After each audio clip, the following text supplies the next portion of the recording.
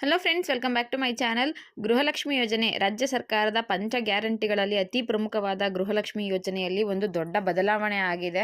ಹೌದು, ಇಷ್ಟು ದಿನ ನಿಮಗೆ ಹಣ ಬರ್ತಾ ಇತ್ತು ಅಲ್ವಾ, ಆ ಪ್ರೋಸೆಸ್ ಈಗ ಕಂಪ್ಲೀಟ್ ಆಗಿ ಚೇಂಜ್ ಆಗಿದೆ. ಮತ್ತು ಸರ್ಕಾರದ ಕಡೆಯಿಂದ 3 ತಿಂಗಳು ಹಣ ಪೆಂಡಿಂಗ್ ಇದೆ. ಏನು ಬದಲಾವಣೆ ಆಗಿದೆ, ಪೆಂಡಿಂಗ್ ಅಮೌಂಟ್ ಯಾವಾಗ ಬರುತ್ತೆ, ಆದಷ್ಟು ಎಲ್ಲ ಮಾಹಿತಿಗಳನ್ನ ಈ ವಿಡಿಯೋದಲ್ಲಿ ನಾನು ನಿಮಗೆ ತಿಳಿಸ್ಕೊಡ್ತೀನಿ. ನೋಡಿ, ನಮ್ಮ ಕಾಂಗ್ರೆಸ್ ಸರ್ಕಾರ ಅಧಿಕಾರಕ್ಕೆ ಬಂದ ನಂತರ CM ಸಿದ್ದರಾಮಯ್ಯ ಅವರ ನೇತೃತ್ವದಲ್ಲಿ ಪ್ರತಿ ತಿಂಗಳು ಕೂಡ 2,000 ರೂಪಾಯಿ ಹಣ ಗೃಹಲಕ್ಷ್ಮಿ ಯೋಜನೆ ಅಡಿಯಲ್ಲಿ ಹಾಕ್ತಾ ಇದ್ದಾರೆ.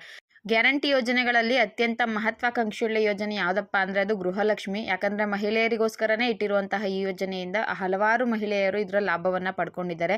ಸುಮಾರು ಪ್ರತಿ ತಿಂಗಳು 2,000 ರೂಪಾಯಿ ಹಣ ಹಾಕೋದ್ರಿಂದ ಇಲ್ಲಿವರೆಗೂ 30,000 ರೂಪಾಯಿ ಹಣ ಬರ್ತಾ ಇದೆ. ಈಗ ಅದರಲ್ಲಿ ಒಂದು ದೊಡ್ಡ ಬದಲಾವಣೆಯನ್ನು ಮಾಡಿದ್ದಾರೆ. ಇಷ್ಟು ದಿನ ಗೃಹಲಕ್ಷ್ಮಿ ಹಣ ಏನಾದರೂ ನಿಮಗೆ ಲೇಟ್ ಆಯಿತು ಅಥವಾ ಏನಾದರೂ ಪ್ರಾಬ್ಲಮ್ ಆಗಿದೆ ಅಂದರೆ ಮಹಿಳಾ ಮತ್ತು ಮಕ್ಕಳ ಕಲ್ಯಾಣ ಅಭಿವೃದ್ಧಿ ಇಲಾಖೆಗೆ ಹೋಗ್ತಾ ಇದ್ರಿ, ಅಲ್ಲಿ ವಿಚಾರಿಸ್ಕೊಂಡು ಏನು ಪ್ರಾಬ್ಲಮ್ ಆಗಿದೆ ಅಂತ ನೀವು ಕೇಳ್ಕೊಂಡು ಬರ್ತಾ ಇದ್ರೆ, ಈಗ ಅದನ್ನು ಚೇಂಜ್ ಮಾಡಿದ್ದಾರೆ. ಗೃಹಲಕ್ಷ್ಮಿ ಯೋಜನೆ ಹಣ ಹಾಕ್ತಾರಲ್ವಾ, ಅದು ಕೂಡ ಚೇಂಜ್ ಆಗುತ್ತೆ. ಮತ್ತೆ ನೀವು ಏನಾದರೂ ಪ್ರಾಬ್ಲಮ್ ಆಗಿದೆ, ನಿಮ್ಮ ಕಂತುಗಳಿಗೆ ಹಣ ಬಂದಿಲ್ಲ ಅಂದ್ರೆ ನೀವು ಹೋಗಿ ವಿಚಾರಿಸಬೇಕಾಗಿರೋ ಪ್ಲೇಸ್ ಕೂಡ ಈಗ ಬದಲಾವಣೆಯನ್ನ ಮಾಡಿದ್ದಾರೆ. ನೋಡಿ, ಕಳೆದ 3 ತಿಂಗಳಿಂದ ಗೃಹಲಕ್ಷ್ಮಿ ಯೋಜನೆ ಹಣ ಸರ್ಕಾರದ ಕಡೆಯಿಂದ ಸ್ಟಾಪ್ ಮಾಡಿದ್ದಾರೆ. ಇಲ್ಲಿವರೆಗೂ ಹಣ ಬಂದಿಲ್ಲ, ಯಾವಾಗ ಬರುತ್ತೆ ಅಂತ ಮಹಿಳೆಯರು ಕಾಯ್ತಾನೆ ಇದ್ದಾರೆ. ಮತ್ತೆ ಒಂದಷ್ಟು ಜನ ಇದ್ರ ಬಗ್ಗೆ ವಿರೋಧ ಕೂಡ ವ್ಯಕ್ತಪಡಿಸ್ತಾ ಇದ್ದಾರೆ, ಬೈತಾ ಇದ್ದಾರೆ. ನಿಮ್ಗೆ ಹಣ ಕೊಡಕ್ಕಾಗಿಲ್ಲ ಅಂದ್ರೆ ಈ ಯೋಜನೆನ ಜಾರಿಗೆ ಯಾಕೆ ತರಬೇಕಿತ್ತು, ಅಧಿಕಾರಕ್ಕೆ ಬಂದ್ರಲ್ಲ ಆಗ ಮಾತ್ರ ಪ್ರತಿ ತಿಂಗಳು ಕರೆಕ್ಟ್ ಆಗಿ ಹಣ ಹಾಕ್ತಾ ಇದ್ರ, ಎಲೆಕ್ಷನ್ ಟೈಮಲ್ಲಿ 2 ತಿಂಗಳು ಹಣ ಒಟ್ಟಿಗೆ ಹಾಕಿದ್ರ, ಮೇ ತಿಂಗಳಲ್ಲೇ ಹಾಕ್ಬಿಟ್ರೆ ಇವಾಗ ನೀವು ಯಾಕೆ ಹಣ ಹಾಕ್ತಿಲ್ಲ, ನಿಮ್ಮ ಕೈಲಿ ಈ ತರ ಯೋಜನೆಗಳನ್ನ ಮಾಡೋಕ್ಕಾಗಲ್ಲ ಅಥವಾ ಮುಂದುವರ್ಸ್ಕೊಂಡು ಹೋಗೋದಿಕ್ಕಾಗಲ್ಲ, ಕಷ್ಟ ಆಗ್ತಿದೆ ಅಂದ್ರೆ ಇದನ್ನ ಜಾರಿಗೆ ತರುವಂತ ಅವಶ್ಯಕತೆ ಆದ್ರೂ ಏನಿತ್ತು. ಅವಾಗೆಲ್ಲ ನಮ್ಗೆ ಆಸೆ ಹುಟ್ಟಿಸ್ಬಿಟ್ಟು ನೀವು ಓಟ್ ಹಾಕಿಸ್ಕೊಂಡ್ಬಿಟ್ಟು ಇವಾಗ 3 ತಿಂಗಳು 4 ತಿಂಗಳಿಗೆ ಒಂದ್ಸಲ ಹಣ ಹಾಕ್ತೀರಾ, ಅದರಲ್ಲೂ ಒಂದೊಂದು ಕಂತು ನಮ್ಗೆ ಲಾಸ್ ಮಾಡ್ತೀರಾ, ಹಾಕೋದೇ ಇಲ್ಲ, ಈ ರೀತಿ ಯಾಕೆ ಮಾಡ್ತಿದ್ದೀರಾ ಅಂತ ಒಂದಷ್ಟು ಮಹಿಳೆಯರು ಸಿದ್ದರಾಮಯ್ಯ ಅವ್ರ ವಿರುದ್ಧವೇ ಬೈತಾ ಇದ್ದಾರೆ. ಡೈರೆಕ್ಟ್ ಆಗಿ ಸಿದ್ದರಾಮಯ್ಯ ಅವ್ರಿಗೆ ಒಂದಷ್ಟು ಜನ ಬೈತಿದ್ರೆ, DK ಶಿವಕುಮಾರ್ ಸರ್ಗೆ ಒಂದಷ್ಟು ಜನ ಬೈತಿದ್ದಾರೆ, ಲಕ್ಷ್ಮೀ ಹೆಬ್ಬಾಳ್ಕರ್ ಮೇಡಮ್ ಅವ್ರಿಗೆ ಬೈತಾ ಇದ್ದಾರೆ. ಇತ್ತೀಚೆಗೆ CM ಸಿದ್ದರಾಮಯ್ಯ ಅವ್ರಿಗೆ ಸ್ವಲ್ಪ ಏಟ್ ಆಗಿತ್ತಲ್ಲ ಹಾಸ್ಪಿಟಲ್ಗೆ, ಆಗ ಕೂಡ ಒಂದಷ್ಟು ಜನ ಅವ್ರಿಗೆ ಅವಾಚ್ಯ ಶಬ್ದಗಳಿಂದನೇ ನಿಂದನೆ ಮಾಡಿದ್ದಾರೆ. ನೀವು ಮಾಡಿದ ಮೋಸಕ್ಕೆ ನಿಮ್ಗೆ ಇದೇ ರೀತಿ ಆಯ್ತು, ಸರಿಯಾಗಾಯ್ತು, ನಿನಗೆ ಇನ್ನೂ ಆಗ್ಬೇಕಿತ್ತು ಅಂತೆಲ್ಲ ಕೂಡ ಬೈತಾ ಇದ್ದಾರೆ. ಏನೇ ಆದ್ರೂ ಪಾಪ ಒಂದೊಳ್ಳೆ ಯೋಜನೆ ಮಾಡಿರೋಂಥ CM ಸಿದ್ದರಾಮಯ್ಯ ಅವ್ರಿಗೆ ಮಹಿಳೆಯರು ಶಾಪ ಹಾಕೋದು ಎಲ್ಲೋ ಒಂದ್ ಕಡೆ ಬೇಜಾರಿನ ಸುದ್ದಿನೇ. CM ಸಿದ್ದರಾಮಯ್ಯ ಅವರು ಬಹಳಷ್ಟು ಸಲ ಮಹಿಳೆಯರ ಆರ್ಥಿಕ ಅಭಿವೃದ್ಧಿಗೋಸ್ಕರ ಗೃಹಲಕ್ಷ್ಮಿ ಯೋಜನೆಗೆ ಜಾರಿಗೆ ತಂದಿದ್ದೀವಿ, ನಾವು ಏನೇ ಸ್ಕೀಮ್ ಮಾಡಿದ್ರು ಅದು ಮಧ್ಯಮ ವರ್ಗದವರಿಗೆ, ಬಡವರಿಗೆ ಸಹಾಯ ಆಗಲಿ ಅಂತಾನೆ ನಾವು ಮಾಡೋದು ಅಂತ ಹೇಳಿದ್ದಾರೆ. ಆದರೆ ಗೃಹಲಕ್ಷ್ಮಿ ಹಣ ಕರೆಕ್ಟಾಗಿ ಹಾಕ್ತಿಲ್ಲ ಅಂತ ಇರೋ ಕಾರಣಕ್ಕೆ ಅವ್ರಿಗೆ ತುಂಬ ಜನ ಬೈತಾ ಇದ್ದಾರೆ. ಸದ್ಯಕ್ಕೆ ಈಗ ಏನು ಬದಲಾವಣೆಯನ್ನು ತಂದಿದ್ದಾರೆ, ಈಗ 3 ತಿಂಗಳ ಹಣ ಹಾಕೋದು ಲೇಟ್ ಆಗ್ತಾ ಇದೆ, ಅದಕ್ಕೆ ಸರ್ವರ್ ರೀಸನ್ ಕೊಡ್ತಾರೆ, ಒಂದೊಂದ್ಸಲ ಟೆಕ್ನಿಕಲ್ ರೀಸನ್ನ ಕೊಡ್ತಾರೆ. ಆ ಎಲ್ಲ ಪ್ರಾಬ್ಲಮ್ಗಳನ್ನ ಸೊಲ್ಯೂಷನ್ಗೆ ಒಂದು ರಾಜ್ಯ ಸರ್ಕಾರ ನಿರ್ಧಾರನ ಕೈಗೊಂಡಿದೆ.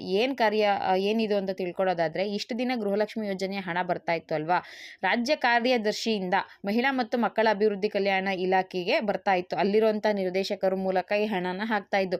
ರಾಜ್ಯ ಕಾರ್ಯದರ್ಶಿ ಅವರು ಬೇರೆ ಇರ್ತಾರೆ, ಅವರು ಮಹಿಳಾ ಮತ್ತು ಮಕ್ಕಳ ಕಲ್ಯಾಣ ಅಭಿವೃದ್ಧಿ ಇಲಾಖೆಗೆ ಹಣ ಹಾಕ್ತಾರೆ. ಅಲ್ಲಿಂದ ನಿರ್ದೇಶಕರು ಇರ್ತಾರಲ್ಲ ಮಹಿಳಾ ಅಭಿವೃದ್ಧಿ ಕಲ್ಯಾಣ ಇಲಾಖೆಯವರು, ಅವರು DBT ಮುಖಾಂತರ ಎಲ್ಲರ ಖಾತೆಗೆ ಹಣನ ಜಮೆ ಮಾಡ್ತಾ ಇದ್ರು. ಆದರೆ ಅಷ್ಟೂ ಜನಕ್ಕೆ ಹಣ ಹಾಕಬೇಕಾದ್ರೆ ಸ್ವಲ್ಪ ಅವರಿಗೆ ಕಷ್ಟ ಆಗ್ತಾ ಇತ್ತು, ಸ್ವಲ್ಪ ಟೆಕ್ನಿಕಲ್ ರೀಸನ್ಸ್ಗಳು ಆಗ್ತಾ ಇತ್ತು ಅಂದ್ಬಿಟ್ಟು ಈಗ ಮಹಿಳಾ ಮತ್ತು ಮಕ್ಕಳ ಕಲ್ಯಾಣ ಅಭಿವೃದ್ಧಿ ನಿರ್ದೇಶಕರು ಇರ್ತಾರಲ್ವಾ, ಅವರು ತಾಲೂಕು ಪಂಚಾಯಿತಿಗಳಿಗೆ ಹಣವನ್ನು ಹಾಕ್ತಾರಂತೆ. ತಾಲೂಕು ಪಂಚಾಯಿತಿಗೆ ಹಣ ಹಾಕಿದ್ರೆ ಅವರು ನೇರವಾಗಿ ಗೃಹಲಕ್ಷ್ಮಿ ಯೋಜನೆಯ ಮಹಿಳೆಯರ ಖಾತೆಗೆ DBT ಮುಖಾಂತರ ಹಣನ ಹಾಕ್ತಾರೆ ಅನ್ನೋ ಮಾಹಿತಿಯನ್ನು ತಿಳಿಸ್ಕೊಟ್ಟಿದ್ದಾರೆ. CM ಸಿದ್ದರಾಮಯ್ಯ ಇವರ ಮಾಹಿತಿಯನ್ನು ತಿಳಿಸ್ಕೊಟ್ಟಿದ್ದಾರೆ. ನೋಡಿ, ಈಗ ರಾಜ್ಯ ಕಾರ್ಯದರ್ಶಿಯಿಂದ ಹಣ ಹಾಕ್ತಿದ್ರು ಅಲ್ವಾ, ಆಗ ಸಿಕ್ಕಾಪಟ್ಟೆ ಪ್ರಾಬ್ಲಮ್ ಆಗ್ತಾ ಇತ್ತಂತೆ. ಮಹಿಳಾ ಮತ್ತು ಮಕ್ಕಳ ಅಭಿವೃದ್ಧಿ ಕಲ್ಯಾಣ ಇಲಾಖೆಗೆ ಜವಾಬ್ದಾರಿ ಜಾಸ್ತಿ ಆಗ್ತಾ ಇತ್ತು, ಎಲ್ಲ ಮಹಿಳೆಯರ ಖಾತೆಗೆ ಹಣನ ಸರಿಯಾದ ಸಮಯಕ್ಕೆ ಹಾಕಬೇಕಿತ್ತು, ಮತ್ತೆ ಕೆಲವು ಸಲ ಲೇಟ್ ಆಗ್ತಾ ಇತ್ತು, ಮತ್ತೆ ಟೆಕ್ನಿಕಲ್ ರೀಸನ್ಗಳು ಆಗ್ತಾ ಇತ್ತು. ಸೊ ಇದ್ರ ಪರಿಣಾಮವಾಗಿ 3 ತಿಂಗಳಿಂದ ನಮಗೆ ಹಣ ಪಾವತಿ ಮಾಡೋದಕ್ಕೆ ಆಗಿಲ್ಲ, ಮಹಿಳೆಯರ ಖಾತೆಗೆ ನಾವು ಹಣ ಹಾಕೋದಿಕ್ಕೆ ಸರ್ಕಾರದ ಕಡೆಯಿಂದ ಈ ರೀತಿಯಾಗಿ ತೊಂದರೆ ಆಗ್ತಾ ಇತ್ತು. ಮತ್ತೆ ಆರ್ಥಿಕ ಸಂಕಷ್ಟ ಮತ್ತೆ ಹಣದ ಕೊರತೆ ಕೂಡ ಒಂದಷ್ಟು ರೀಸನ್ಸ್ಗಳು ಅಂತ ಒಂದಷ್ಟು ಜನ ಹೇಳ್ತಾರೆ. ಹಣ ಇದ್ದಿದ್ರೆ ಅವ್ರು ಇರ್ತಿರ್ಲಿಲ್ಲ, ಹಣ ಇಲ್ಲ ಅದಕ್ಕೆ ಅವರು ಲೇಸ್ಟ್ ಮಾಡ್ತಿದ್ದಾರೆ ಅಂತ. ಆದರೆ ಈಗ ಹೊಸದಾಗಿ ರೂಲ್ಸ್ನ ಜಾರಿಗೆ ತಂದಿದ್ದಾರಲ್ವಾ, ಸೊ ಸ್ಥಳೀಯ ಆಡಳಿತದ ಸಕ್ರಿಯತೆ ಇರುತ್ತೆ, ಅಂದರೆ ತಾಲೂಕು ಪಂಚಾಯಿತಿಗಳಿಗೆ ಅಮೌಂಟ್ ಇದು ಮಾಡೋದ್ರಿಂದ ನೀವು ಹೋಗಿ ವಿಚಾರಿಸ್ಕೊಳ್ಳೋದಕ್ಕೂ ಸಹಾಯ ಆಗುತ್ತೆ, ಮತ್ತೆ ಅವರಿಗೆ ಒಂದಷ್ಟು ಐಡಿಯಾ ಇರುತ್ತೆ. ತಾಲೂಕು ಪಂಚಾಯಿತಿಗಳಿಂದ ಹಣ ಬರಬೇಕಾದ್ರೆ ಯಾವುದೇ ರೀತಿಯ ಪ್ರಾಬ್ಲಮ್ ಆಗದಿರೆ ಎಲ್ಲರಿಗೂ ಕೂಡ ಹಣ ಬರುತ್ತೆ. ತಾಲೂಕು ಪಂಚಾಯಿತಿಗಳಿಗೆ ಮತ್ತೆ ಗೃಹಲಕ್ಷ್ಮಿ ಮಹಿಳೆಯರಿಗೆ ಆಗಿರಬಹುದು, ಅವ್ರ ಮನೆ ಇವ್ರಿಗೆ ಆಗಿರಬಹುದು, ಹತ್ತಿರದ ಸಂಬಂಧ ಇರುತ್ತೆ, ಅಂದರೆ ಅವ್ರಿಗೆ ಹೋಗಿ ಬಂದು ಎಲ್ಲ ಗೊತ್ತಾಗಿರುತ್ತೆ. ಸೊ ಇಬ್ಬರಿಗೂ ಸಂಪರ್ಕ ಚೆನ್ನಾಗಿರುತ್ತೆ, ಅಲ್ಲಿ ಹೋಗಿ ಕಮ್ಯುನಿಕೇಶನ್ ಕೂಡ ಚೆನ್ನಾಗಿರುತ್ತೆ ಅನ್ನೋ ಇದಕ್ಕೋಸ್ಕರ ಮತ್ತು ಹಣ ಹಾಕೋದಕ್ಕೂ ಯಾವುದೇ ಕಷ್ಟ ಆಗೋದಿಲ್ಲ, ಈಸಿ ಆಗುತ್ತೆ ಅನ್ನೋದಕ್ಕೋಸ್ಕರ ತಾಲೂಕು ಪಂಚಾಯಿತಿಗಳಿಗೆ ಹಣ ಹಾಕ್ತೀವಿ ಅಂತ ತಿಳಿಸಿದ್ದಾರೆ. ಇದರಿಂದ ನೋಡಿ, ಮಹಿಳಾ ಮತ್ತು ಮಕ್ಕಳ ಅಭಿವೃದ್ಧಿ ಕಲ್ಯಾಣ ಇಲಾಖೆ ಇರುತ್ತಲ್ಲ, ಅವ್ರಿಗೆ ಇರುವಂತಹ ಒತ್ತಡ ಕೂಡ ಕಮ್ಮಿ ಆಗುತ್ತೆ. ಇಷ್ಟು ಜನಕ್ಕೆ ನಾನು ಹಾಕಬೇಕು, ಇಷ್ಟು ಮಾಡಬೇಕು, ಈ ಪ್ರೋಸೆಸ್ ಕರೆಕ್ಟಾಗಿ ಆಗ್ತಿಲ್ಲ, ಇದೆಲ್ಲ ಒಬ್ಬರ ಮೇಲೆ ಇರುತ್ತಲ್ಲ, ಆ ತಲೆನೋವು ಕಮ್ಮಿ ಆಗುತ್ತೆ. ಈಗ ಅವರು ಡಿವೈಡ್ ಮಾಡಿದ್ದಾರೆ, ಒಂದೊಂದು ತಾಲೂಕುಗಳಿಗೆ ಹಣ ಹಾಕಿದ್ರೆ ಅವ್ರ ಮುಖಾಂತರ ಮಹಿಳೆಯರ ಖಾತೆಗೆ ಹಣ ಬಂದು ತಲುಪುತ್ತೆ ಅನ್ನೋದನ್ನ ಕೂಡ ಹೇಳ್ತಿದ್ದಾರೆ. ಈಗ ಅದು ಯಾವ ರೀತಿ ಅಂದರೆ ನೋಡಿ, ಪ್ರಧಾನಮಂತ್ರಿ ಕಿಸಾನ್ ಸಮ್ಮಾನ್ ಯೋಜನೆ ಹಣ ಇದೆ ಅಲ್ವಾ, ಸೊ ಅದೇ ರೀತಿಯಾಗಿ ಗೃಹಲಕ್ಷ್ಮಿ ಹಣನ ಹಾಕೋದಕ್ಕೆ ಈ ನಿರ್ಧಾರವನ್ನ ಕೈಗೊಂಡಿದ್ದಾರೆ ಅಂತ ಹೇಳ್ತಾ ಇದ್ದಾರೆ. ಮತ್ತೊಂದಷ್ಟು ಕಡೆ ಏನಪ್ಪಾ, ತಾಲೂಕು ಮಟ್ಟದಲ್ಲಿ ಹಣ ವಿತರಣೆ ಆಗೋ ಸಂದರ್ಭದಲ್ಲಿ ಒಂದಷ್ಟು ಅಕ್ರಮಗಳು ಕೂಡ ದಾರಿ ಮಾಡಿಕೊಡುತ್ತೆ.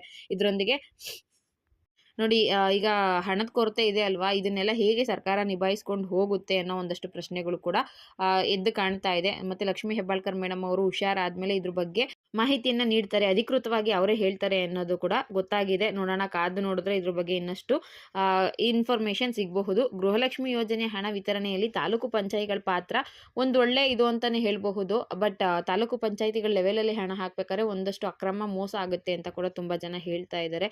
DBT ಮುಖಾಂತರ ಹಣ ಹಾಕೋದೇ ಬೆಸ್ಟ್ ಇತ್ತು ಅಂತ ಮತ್ತೆ ಸ್ವಲ್ಪ ಜನ ಹೇಳ್ತಾ ಇದ್ದಾರೆ. ನೋಡೋಣ ಇನ್ನು ಮುಂದೆ ಏನಾಗುತ್ತೆ ಅಂತ. ಸದ್ಯಕ್ಕೆ ಇದೇ ಲೇಟೆಸ್ಟ್ ಅಪ್ಡೇಟ್ ಆಗಿತ್ತು. ವಿಡಿಯೋ ಇಷ್ಟ ಆಗಿದ್ರೆ ಲೈಕ್ ಮಾಡಿ, ಶೇರ್ ಮಾಡಿ. Thank you friends.